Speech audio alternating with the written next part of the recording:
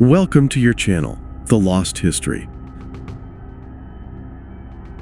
This topic is one of the most important subjects in history, a subject deeply connected to the events of the present and the future. And by that I mean the events whose signs began to emerge powerfully a decade ago, specifically in our region, east of the Mediterranean, in the city of Alexandria. It is the kind of event that sends chills down your spine, settling beneath the skin, refusing to leave. With these descriptive words, a journalist who had the rare opportunity to be present at the discovery site described the moment of unveiling one of the greatest archaeological secrets of the modern era. At the beginning of that day, nothing seemed out of the ordinary in the waters of Aboukir Bay, but beneath the surface a fragment of history was on the verge of revelation. After centuries of disappearance, the cities of Canopus and Thonis-Heracleion emerged from the darkness of oblivion to announce themselves once again. Massive stone blocks, colossal statues, and the ruins of temples began to slowly rise from beneath the water, a breathtaking sight that stunned everyone who witnessed it, including even the most experienced archaeologists and historians. This discovery did not merely add a new chapter to Egypt's history. It demands that we rewrite the very books of history we once thought we knew by heart. In this feature, we will uncover the chilling story, a story that concerns not only the past, but also the present and the future. The story of how one of the greatest cities of ancient Egypt vanished suddenly, without warning. The colossal secrets it has kept hidden. And most importantly, what caused this catastrophe? How might those ancient events affect the present and future of this country, especially in light of the violent climate changes we are witnessing today? And how could this change our entire perception of human history as a whole? For thousands of years, historians and travelers passed down stories, records, and accounts about immense, magnificent cities overflowing with treasures. Cities that once stood proudly along Egypt's northern coast. These legendary cities were not exclusive to Egyptian tales alone. Stories about them were told across the world, spanning countless cultures and civilizations. But for many centuries, and due to the complete absence of any tangible physical evidence that these mighty cities ever existed, scholars and archaeologists relegated these tales to the realm of myth. Their narrators were accused of lying, exaggerating, and sensationalism. In Egypt, as in many other ancient civilizations, secrets lay hidden for thousands of years, whether buried under cubic meters of sand or submerged beneath the waters. Much like the great city of Troy, which spent countless centuries confined to Greek legends and imagination before emerging into the light of true history with all its legendary details revealed as undeniable fact. So too would Egypt's sunken treasures repeat this same story. These treasures belong to two sunken cities that, until recently, were thought to be nothing more than ridiculous mythical places of the past. Or, as archaeologists would say, the products of the imaginations of Egyptian priests and Greek historians. These were great Egyptian cities, with massive strategic harbors, lost beneath the waves for centuries. Their stories floated in the space between myth and genuine historical narrative. Greek records from ancient historians, like Herodotus, spoke of a place called Heracleion, describing it as a bustling, vibrant center.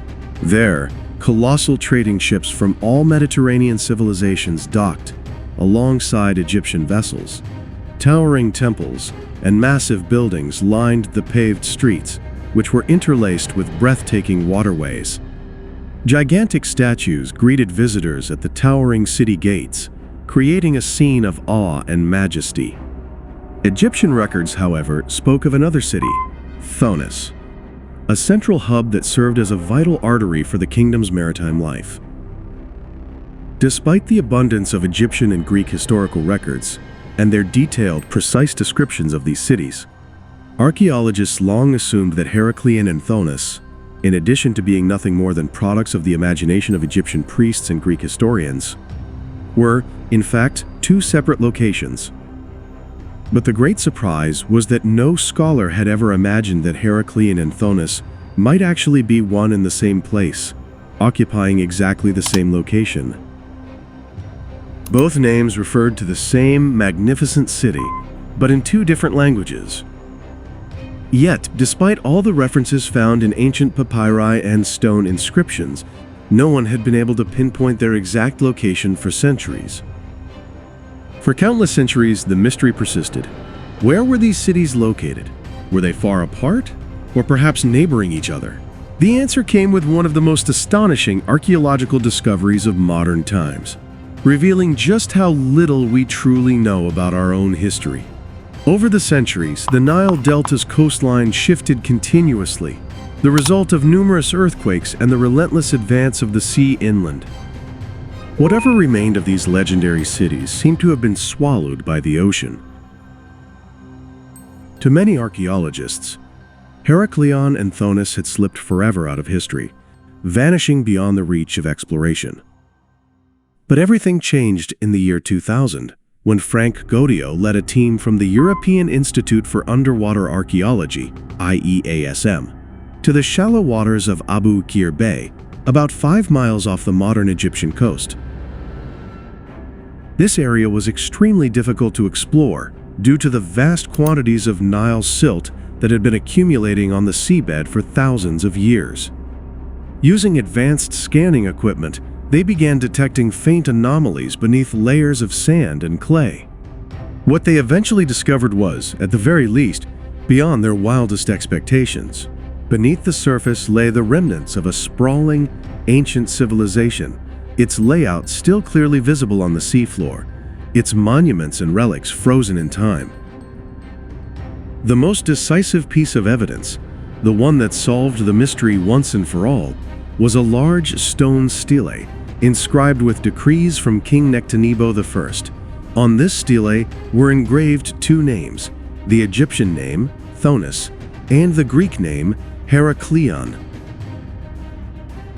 This was the clearest and most conclusive proof that the Egyptian and Greek names referred to the same place, the same city.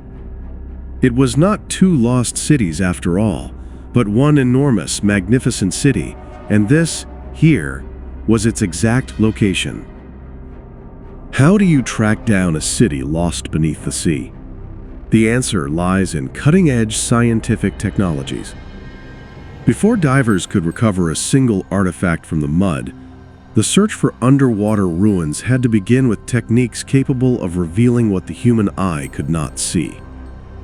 Identifying and mapping an ancient city buried under meters of mud and sand is a task of extraordinary difficulty and complexity. It requires a precise combination of marine surveying, geophysical mapping, and robotic exploration. According to the underwater research teams, the first step was to create an accurate map of the seabed. This was achieved using side-scan sonar, a device towed behind a survey vessel, emitting sound waves in broad arcs across the ocean floor. These sound waves bounce back with varying intensities, depending on the shape and texture of the objects they strike, creating detailed images of the seabed below. Patterns that break the natural rhythm of the ocean floor. Straight lines, sharp angles, or unusual ridges immediately stand out as targets, to be marked on the map for further examination and investigation. But sonar is only the beginning. Next, magnetometers are deployed, designed to detect variations in the Earth's magnetic field, caused by the presence of buried metallic objects or stone structures rich in minerals. Ancient harbors, bronze tools, or even the walls of temples can create small but measurable disturbances, pointing to features of human origin. To see what lies beneath the seafloor, researchers turn to sub-bottom profilers, devices that send low-frequency sound pulses deep into the sediment, revealing layers of buried material. In the case of underwater archaeological sites, this can mean detecting the foundations of a buried building or the remains of a shipwreck hidden beneath centuries of mud. Once potential points of interest are identified, The next step is to pinpoint their exact location with extraordinary precision. This is where differential GPS comes into play. Unlike the standard GPS system, which has a margin of error of several meters, differential GPS can locate a target within a few centimeters.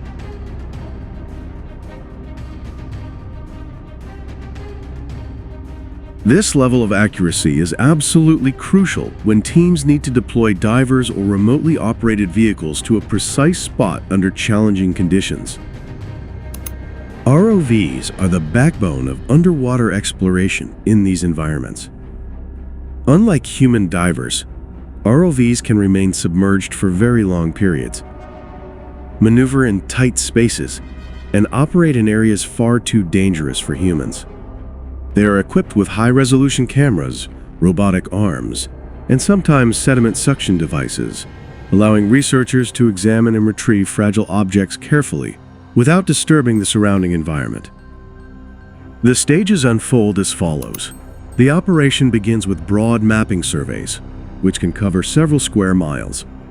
The maps identify anomalies and build a database of anything unnatural beneath the waves. Next comes the targeting phase, focused scanning of the most promising anomalies, followed by a visual inspection using ROVs, and finally, documentation and recovery. As the exploration progressed, astonishing archaeological treasures began to emerge, painting a vivid picture of a lost civilization. Among the most spectacular discoveries were 3 massive statues, each carved from red granite. It is believed they depict a king, his queen, and the god Hapi, the divine embodiment of the Nile River. These colossal figures, each weighing several tons, had fallen but were not destroyed, lying as if the sea itself had carefully placed them there. Their surfaces were worn with age, yet still sharp enough to read the inscriptions that once proclaimed the power of this great city. As divers carefully cleared away debris, they began to uncover items that had been shielded from decay for over 2,000 years. The first to appear was a collection of silver ritual implements, bowls, ladles, and offering plates crafted with meticulous precision. Though tarnished by the passage of time, their surfaces still retained traces of intricate decorative designs. Beside them lay alabaster vessels, most likely used for storing sacred oils or perfumes. The fine craftsmanship suggested these were not everyday objects, but rather offerings, once kept inside a temple treasury, hidden and preserved with the utmost care. In a separate sector, divers encountered the remains of a Greek shrine dedicated to Aphrodite. The structure was smaller than the Egyptian temples, but rich with imported goods. Small bronze statues, pottery, and fragments of marble indicated that groups of foreign merchants and sailors had once made the city their temporary home. This discovery reinforced the idea that the port was a true crossroads of civilizations, where Egyptian and Greek cultures freely intertwined. Numerous weapons were found, including spears, short swords, and arrowheads, many of Greek design. This strongly suggests the presence of soldiers or mercenaries stationed here. Their presence highlights the immense strategic importance of the city and the urgent need to protect its wealth and trade routes. In another part of the site, divers identified the remains of a large wooden sailing ship, measuring over 80 feet long. It had been preserved beneath layers of sediment, its timbers remarkably intact. Experts believe the vessel was anchored when a section of the port collapsed, burying the ship beneath falling temple stones. The positioning of the hull and debris points to a sudden, violent event, rather than a slow, gradual sinking. The thick mud and murky waters, though challenging for exploration, acted as a protective shield over the centuries. This natural covering preserved delicate artifacts, such as wooden ships, gold coins, bronze weights, ceremonial vessels, and jewelry, in exceptional condition, thanks to the absence of oxygen. But how could a thriving, powerful city vanish so completely, so suddenly, and so terrifyingly? The answer lies in a chain of natural disasters. Geologists call this process soil liquefaction. When liquefaction occurs, entire buildings, streets, and neighborhoods can suddenly sink into the ground. Combined with the rising and encroaching sea level, this was a catastrophic event for a city built on the very edge of the water. Sediment experts at the site suggest that the destruction of Heracleion may not have been a single event, but rather a series of chain reactions triggered by a catastrophic occurrence. Perhaps an initial earthquake damaged the foundations of major temples and docks, causing sections of the city to tilt and collapse. Years later, a second disaster may have struck, shattering what remained and scattering it across the bay. Over time, Nile silt gradually buried the ruins, concealing them from sight for centuries. The implications were staggering. Heracleion had once been Egypt's primary port on the Mediterranean, long before the founding of Alexandria, greater and more powerful than the legendary city built by Alexander the Great himself. It controlled trade, taxation, and the flow of goods between the cities of the Nile and the Mediterranean world.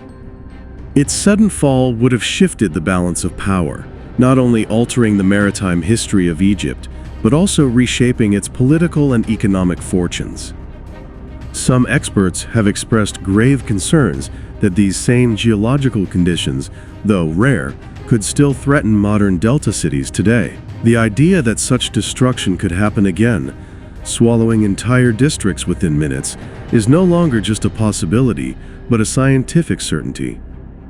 This is echoed in a statement by scientist and researcher Dr. Essam Hegi, a warning that was unfortunately mocked by some, but which accurately summarizes in precise scientific terms the exact processes that ancient Egyptian cities once endured, as confirmed by today's researchers. This danger could very well strike our modern coastal cities, particularly modern Alexandria, if appropriate preventative measures are not taken. The city of Alexandria has the sea in front of it and lakes behind it, making it essentially a land bridge surrounded by water. There has been a significant increase in the rate of building collapses. We went from a single collapsed building in the early 2000s to an average of 40 buildings collapsing at present. This increase is due to two main factors. The first is the erosion of sand and beaches in Alexandria. Anyone living in Alexandria has witnessed over the past 20 years how areas such as Sidi Bashir have completely lost their beaches. The water now reaches the main Corniche Road, striking the foundations of the road and nearby structures. The disappearance of these beaches is one of the main causes of a process called coastal erosion. This occurs due to the absence of protective sand on the beaches, combined with an increase in storms. The lack of sand is a serious problem because sand acts as a natural barrier, protecting the shores from rising sea levels. With the added force of storms, the city has become fully exposed to the sea. As a result, seawater has begun to infiltrate the groundwater. When this happens, seawater raises the groundwater level up to the foundations of buildings, triggering the collapse process. This phenomenon has been intensifying over the past 20 years. Contrary to what the media sometimes portrays, that Alexandria is at risk of submersion, as if the sea would simply cover the city's surface and cause buildings to collapse. This is not accurate. All these processes occur underground, with seawater penetrating the land due to beach erosion, leading to the gradual weakening and erosion of building foundations. Currently, more than half of Alexandria's total area is at risk of collapse. The prospect of living in a city where over half the area faces this threat is deeply concerning. We have identified over 7,000 buildings at risk of collapse in Alexandria. Some scientists believe this figure is exaggerated, but reports discussed in Parliament and submitted to the President show that no fewer than 300,000 buildings in Alexandria are at risk of collapse. Moreover, over 6,500 buildings have already been issued demolition or repair orders, yet these orders remain unimplemented to this day. This means we are dealing with a city experiencing an exceptionally high rate of building collapses. Some attribute this crisis to widespread construction violations, but such violations exist across all Egyptian governorates at similar levels. However, in other cities, the erosion of foundations is nowhere near as severe as in Alexandria. This makes even minor construction violations in Alexandria escalate into catastrophic failures, turning a simple structural weakness into a life-threatening collapse. In our research, we proposed a comprehensive development project to restore and protect Alexandria's entire coastal strip. Such development would prevent seawater from infiltrating building foundations. This is the necessary action and the true solution to this crisis.